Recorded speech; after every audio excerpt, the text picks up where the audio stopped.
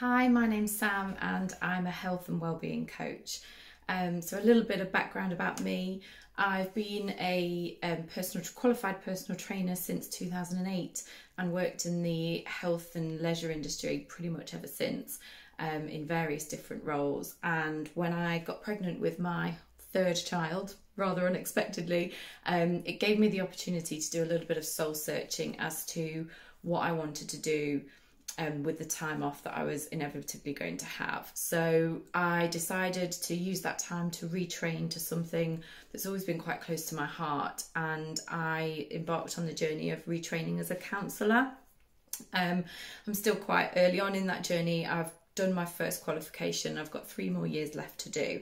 When I saw this role come up, it seemed like a perfect bridge between my past life as a personal trainer and my future as a counsellor. It really brings together the skills, knowledge and experience of my past with the skills that I'm learning to be as a counsellor in terms of listening, empathy, non-judgment, etc.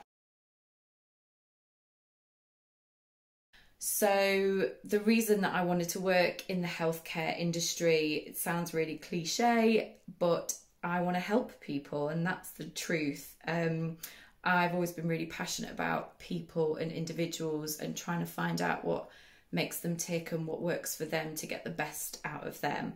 And that's what I want to do here. So the job itself is about non-clinical interventions. So working with patients who either may be on the verge of developing long-term conditions or already have a long-term condition that they are struggling to manage themselves. And the idea is that we work with people to implement lifestyle changes to better impact their health. So listening to what they're doing at the moment and looking at ways that they could reasonably make changes that work for them, that are important for them. And I think that's the really key part of this role. It's not about saying, go and do this exercise. It's about what is going to work for you in your life with your lifestyle, and hopefully we can make some really important behaviour changes that can impact their health in a really positive way. And that should hopefully relieve the pressure from the GPs to have those conversations. They can do their medical interventions and we can do the health and wellbeing non-clinical interventions.